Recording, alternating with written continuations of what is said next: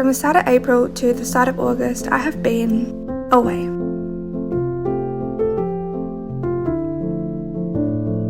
Away on what was a trip I've dreamed of doing for many years. Apart from the first 3 weeks I spent with my family, it was just me and my 2 backpacks against the world for the remaining 3 and a bit months. This trip fostered some of the best and some of the hardest moments of my life thus far, forcing me to confront myself and the way I interact with the world around me in ways I never could have predicted. I feel a little different, as if shaken about and transformed in some way. This is not something I could have actualized in each moment causing the tremors I describe, but rather a slight cumulative renewal of my perspectives to be noticed over time. I spent my final 10 days hopping between smaller German cities. My time split between shared company and that of my own.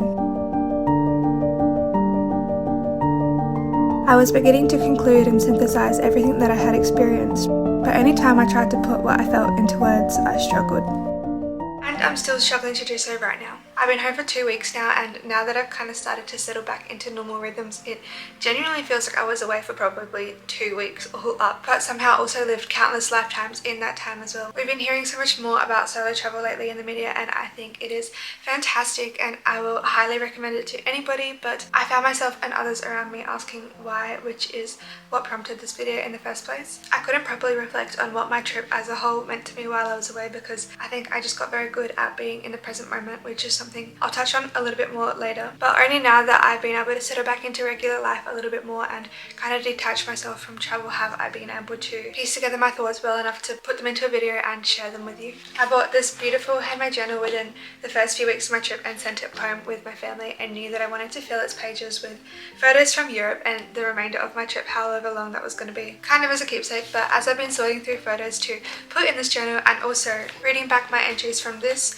journal, which was kind of like my main everyday travel journal, is what's helped me guide what I want to share in this video, which is my reflections and little learnings and lessons from my 4 months of mostly solo travel. It's a budget for 2 packs. Yeah, 2 packs per day. That's where all of our money is going. I think people have this perception of solo travel as something that is inherently very inward and self-isolating, but I have never found this to be the case. And honestly, at times it's been quite the opposite, where I've had to intentionally go out of my way to carve out the space to actually be in my own company more. If you do solo travel on a tight budget, like I'm sure many of us do, chances are you're going to be staying in hostels over Airbnbs and hotels, and there is literally no way you won't meet cool people and make friends unless you are purposely seeking not to. I do really believe the whole experience you take away from your solo trip can be molded by the intentions you put forth in the beginning. If you go out there and decide that you want to connect with people from all over the world, you will. And if you are wanting a very introspective solitary experience, this is how it will unfold. And this is because we naturally shape our actions to align with our specific desires, whether we're fully aware of them or not.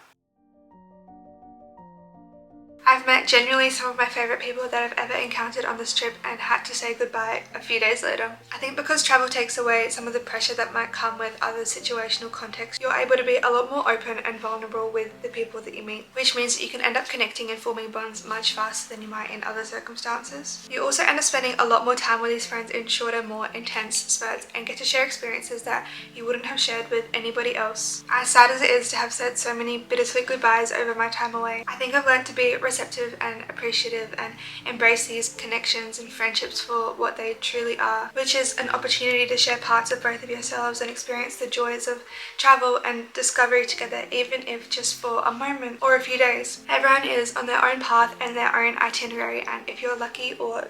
both determined, you will cross paths again at some point.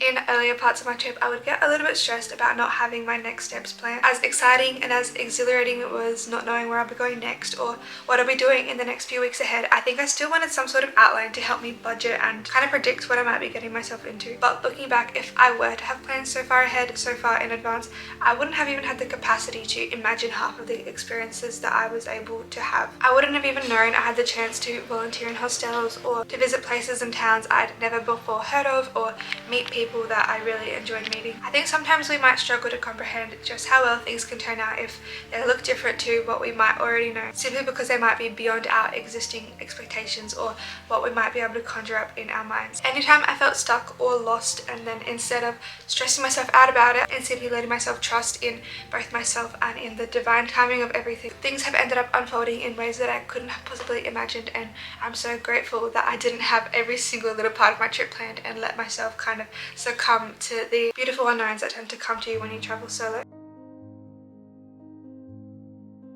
I didn't have a return ticket booked until the last month or so of my travels due to financial reasons more so than anything else, which really helped me to remain present in how I was feeling on my trip on a day-to-day basis. I didn't often find myself thinking too far ahead into the future because it didn't really matter, and I knew that I could book myself a flight home whenever I felt that I needed to. Without these time-bound pressures, which I acknowledge is a real gift that I gave to myself by taking this second gap year, I could really exist in each moment without much thought and without consciously trying to. Each day as I woke, I could tap in and give myself exactly what I felt I was needing that day. Pace it naturally depending on my energy levels, my social battery, my moods and desires. That, and of course, experiencing so much newness constantly really just draws you out of your mind and into what you're experiencing in the now, as if you're really melting into what you're seeing right in front of you rather than worrying about what you're going to be doing next week.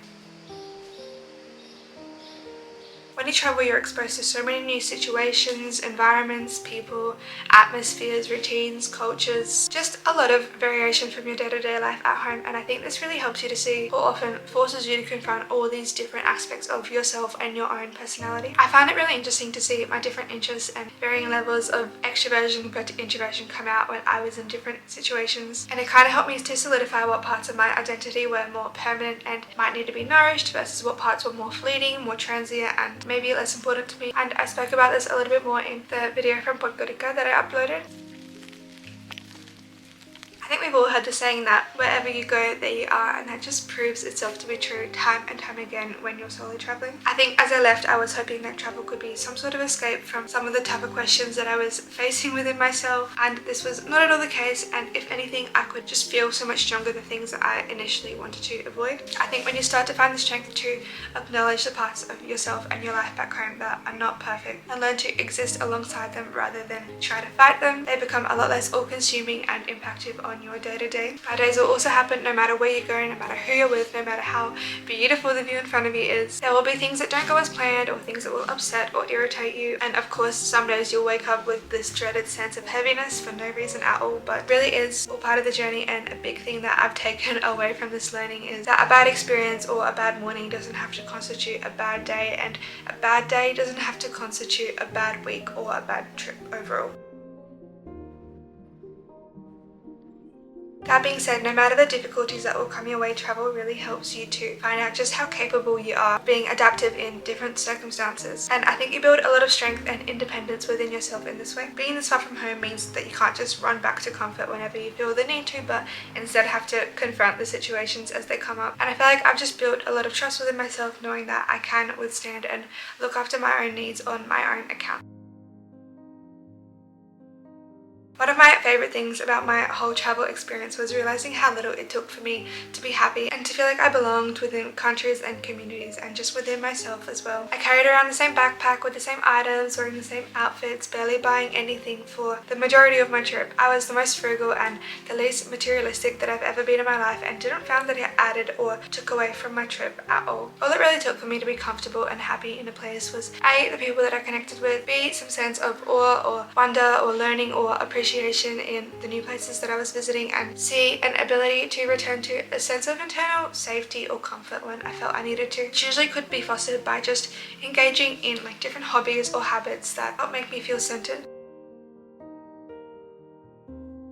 Realising this, as well as all the other little lessons that I've learned along the way, has brought me back to my hometown with such fresh eyes. I've taken so much away without realising it, but I think most of that has just been inspiration and also just structural lifestyle factors, or maybe more accurately, a lack thereof. I've noticed that giving myself the freedom to get a little bit lost, a little bit experimental, I guess, has just brought me right back into a similar place in my life, but with just a completely altered and renewed mindset. I'm now so much more grateful for the little comforts that come along with being at home, and I guess the increased knowing and comfort within myself and how I spend my time as well. I'm taking it as a way of reaffirming that I'm on the right track and that I'm fully capable of building a life that I can be happy with just about anywhere.